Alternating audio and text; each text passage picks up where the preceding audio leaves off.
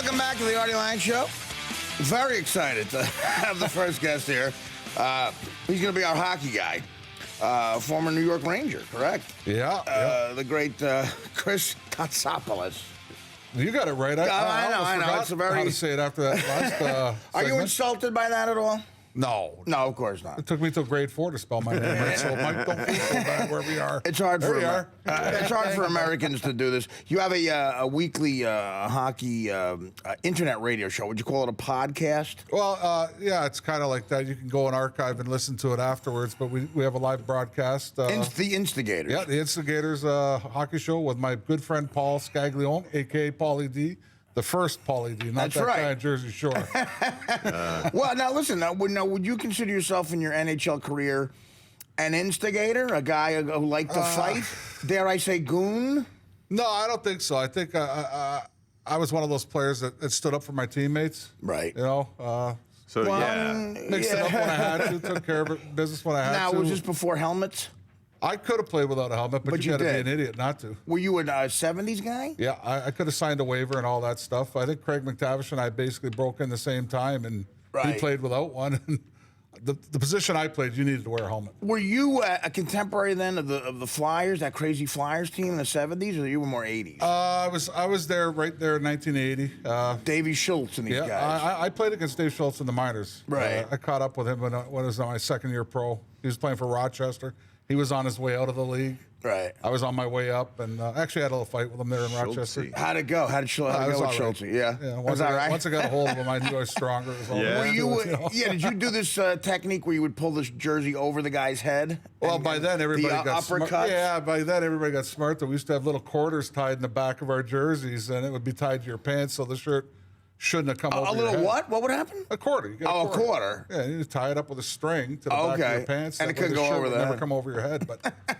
You know, as things progressed in the modern day, the guys wanted their shirts off. Yeah. Oh, wow. So you didn't have anything to grab onto. Everybody was hot. Everybody was hot. Well, you could sort of see a lot of parallels with your career. I mean, you were more of a finesse guy, but still a fullback. Finesse. I'm trying to be nice to him. No, you were a fullback. You were a fullback, which is still a running back, which is kind of a rock star position, but you were there to protect your other players. Yeah, really. Protect the quarterback when you're passing and protect the tailback when you're running the football. Can you relate we were talking. We both feel as though sports have taken the soft route, both of our sports. And is that good or bad? The NFL and hockey.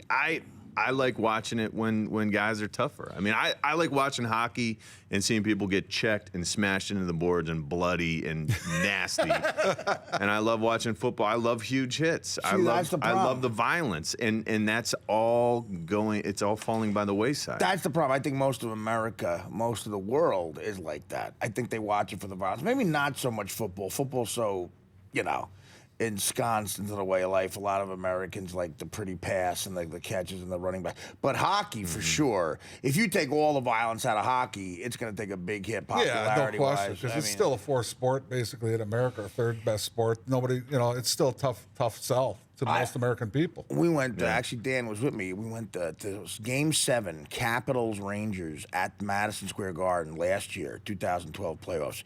Man, that was great. And I'm not a hockey fan, but to see a game like that live, Game 7, and the electricity that was in that building. Yeah, playoffs is a whole different story. Oh, it's a whole man. new season, especially Madison Square Garden. It's the greatest place in the world You had Capitals. to play hockey, as far as I'm concerned. Oh, really? And I'm a homegrown Toronto boy. Yeah. And I played 4 years for my home team, Toronto, which is one of the storied franchises as long as Maple well Leafs. as Rangers. Yeah. Did you grow up a Maple Leafs fan? No, I didn't. I grew up a Bruin fan. Oh, wow. How'd that happen? I don't know. I just kind of liked their colors. It was, the gold and black. Okay. And they were real Interesting. crappy when I was a kid, but then they got this guy named Bobby Orr and Phil Esposito, and they won a couple Stanley Cups. How old are you? I'm 54. Well, you look good. Yeah, I'm there. I'm up there. I'm 45, and again, we look. I look much older than you. But you and you play hockey.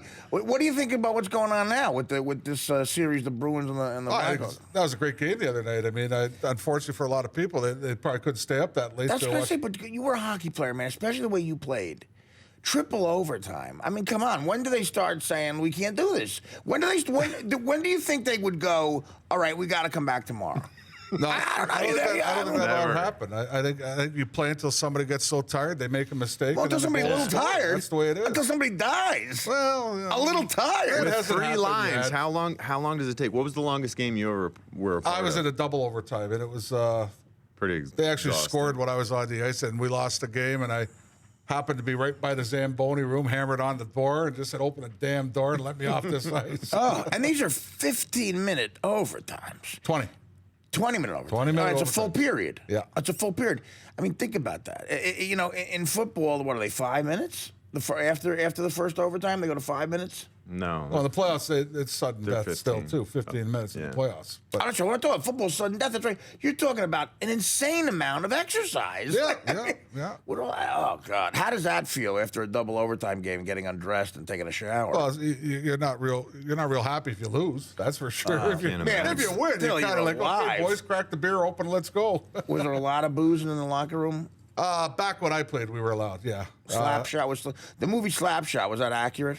When I first started, yes, I started out in the minor leagues. I played in a league called the IHL, and it was the first time I witnessed the tin foil on the hand, boxer grip, Oh, okay. tin foil, go out and punch somebody out, draw blood. I was a God. 19-year-old peach fuzz kid, and I saw these guys go at it in our dressing room. They're putting a boxer's grip on the guy's hand. I'm looking and looking. With I see the tin foil, so you put tin foil on. Is that in Slapshot? I didn't remember that. Yeah, it was. Yes, it was. The Hanson brothers. So if you hit a guy with tin foil on your fist, you know, but like brand new tin foil, they would just like scrape them like this. They would cut you. They would cut you. That's happened to me before, but because I tried to have a tuna salad sandwich drunk. Harvey, you eating a tuna salad drunk? Yeah. Yeah, that league I played in, Artie, in the IHL, like I remember it like it was yesterday. We probably had 9 or 10 bench clearing brawls that year. And when you have a bench clearing brawl, it's every man for himself. Absolutely.